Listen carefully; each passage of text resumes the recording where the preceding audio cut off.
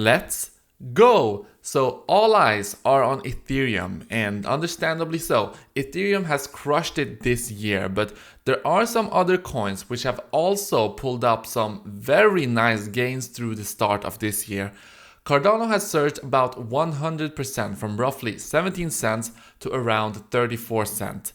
That pump has propelled Cardano into the number 6 spot on the list of most valuable cryptocurrencies, and unlike some of the other coins in the top 50, Cardano actually deserves it. So the question right now is, of course, if you're a Cardano holder, is it likely for Cardano to keep on climbing? Can it become higher than the number 6 spot? Well, I'm going to get into that in this video, because Cardano has ambitious plans to expand its network's adoption on a global scale, and it has perfectly positioned itself to take advantage of the trend of major corporations looking to integrate blockchain technology into their products and services. So, as you all know, decentralized finance has been one of the major catalysts pushing Ethereum to the new prices that it has been experiencing. We've been talking about DeFi not only on this channel, but also on the Satoshi Stacker channel.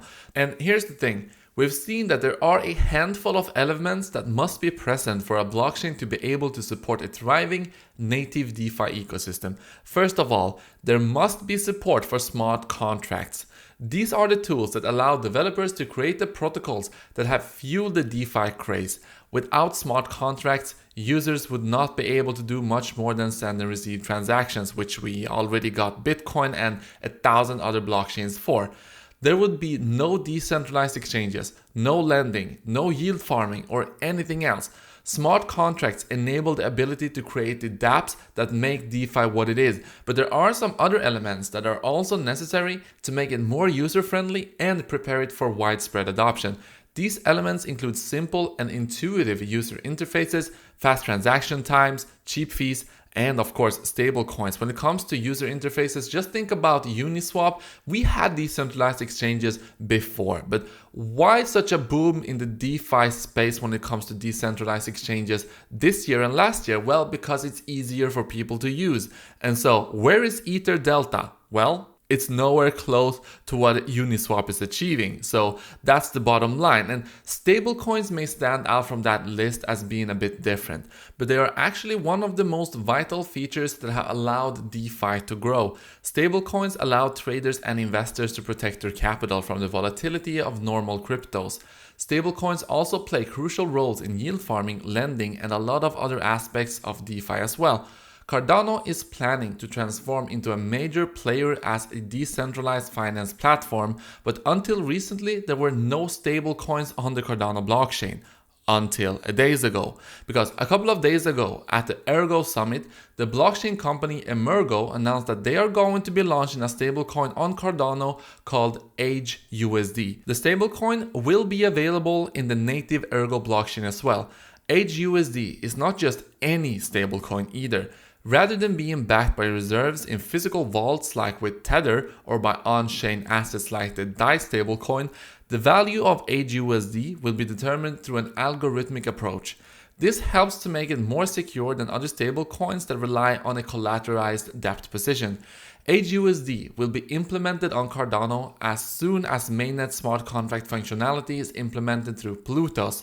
So what is Plutus? Well, Plutus is a purpose-built smart contract development language and execution platform using the functional programming language Haskell, and it is what will power smart contracts on Cardano. So Plutus is one of the primary focuses of the Goguen development era that Cardano is currently in. The roadmap target for Goguen to end is around March of this year. So by then, we can expect smart contracts on Cardano. And there's more, because after the Goguen era is complete, Cardano is done. It will be prepared to become a mainstream DeFi platform. I mean, it's not entirely done, but the core of it will actually be functional. So there are 2 more development eras that are coming after Goguen, but they are not essential for people to start creating DeFi on Cardano. So this means that there is likely less than 2 months remaining before we start to see how well DeFi actually works on Cardano. If Ethereum gas prices and transaction times remain as long and expensive as they are right now, then there will be a lot of people ready to give a new platform a try. especially a platform that has had so much effort devoted to it as Cardano, and not only that, a lot of time as well. I mean, we've been waiting for Cardano to be fully functional for like 4 years now. As I have mentioned before, the Cardano development team is more meticulous in the development than pretty much any other team in crypto. When Cardano's chain was tested in 2017, it could handle 257 transactions per second. For comparison, Ethereum can only handle, I would say, 15 to 20 transactions per second, which makes Cardano about 15 times more efficient.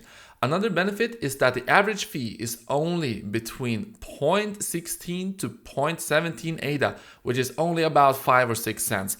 Comparing that to the average Ethereum transaction fee of around $10 makes Cardano even more appealing. While bringing DeFi to Cardano will be sure to bring a huge boost to its network, there is something even bigger coming. The founder of Cardano, Charles Hoskinson, has plans to make Cardano the blockchain of choice for Fortune 500 companies looking to expand into developing economies such as those in Africa. So, before everything that happened in 2020, the International Monetary Fund estimated that the 5 fastest growing economies in the world would be in Africa. Obviously, large companies like those in the Fortune 500 are very eager to take advantage of the opportunities to expand into those growing markets. However, there is a huge structural problem in Africa, and that is the lack of a developed banking system in most African countries. Hoskinson plans to use Cardano to fill this gap. Not only will it provide a cheap and reliable method to send money, but when DeFi hits Cardano, more than 100 million people will suddenly gain access to modern banking tools. For a lot of DeFi users right now, DeFi is just another opportunity to try and make some gains. But for people in underdeveloped countries, it will literally be life-changing. Hoskinson has announced that he will be aggressively pursuing the Fortune 500 to convince them that Cardano is the solution they need to reach the people in those up-and-coming economies. But there's more. Because another interesting quote from Hoskinson in this particular article is this one right here. After discussing Cardano's switch to proof of stake and the momentum that the project has been seeing, he said, "If we can keep this momentum and extend it, we're really going to give Ethereum and the rest of these guys a run for their money." If you did not know, Hoskinson was a co-founder of Ethereum along with Vitalik Buterin, Gavin Wood, which is developing Polkadot, and a couple others. Out of the original co-founders, Buterin is the only one still actively developing Ethereum. Hoskinson and a couple of the others have gone off on their own and started their own projects. For example, Gavin Wood is the creator of Polkadot. When Hoskinson said that he believes Cardano would give Ethereum and those other guys a run of their money, he may be implying that he actually thinks that Cardano could not only surpass Ethereum, but also Polkadot and any other project created by former Ethereum co-founders. This is not certain, but it is definitely a possibility. After all, even though Cardano has taken its time to get to where it is today, everything is finally lining up perfectly for them. One way to quantify the hype around Cardano is by looking at how frequently the project is mentioned on Twitter. Recently, as the price of ADA pumped 100%, Twitter mentions of Cardano also pumped. In fact, they reached brand new highs. Some of the most common terms in those mentions were pool, staking, and staking pools. This actually brings me to my last point for today, and that is that Cardano has become the most decentralized blockchain in all of crypto in the past month. What? The Cardano network uses proof of stake to secure it, and more than 55% of all Cardano holders have the entirety of their funds in staking pools. More than 69% of the entire supply of ADA is currently being staked. Something important to note is that as the percentage of ADA being staked increases, the average amount of ADA being staked per wallet is actually decreasing. This means that rather than a small number of ADA whales staking and having a large amount of control over the network, it is actually a huge number of smaller holders all staking their ADA. This helps make Cardano the most decentralized blockchain because no specific group controls a noteworthy portion of the network. I hope that this video has helped to explain why so many people are hyped about Cardano. There are only about 2 months left until smart contracts will be implemented, so there's still a good chance to get into Cardano if you don't have any yet. So I hope you enjoyed this video. Make sure to watch the video popping up in the middle of this video right now, and I will see you right there.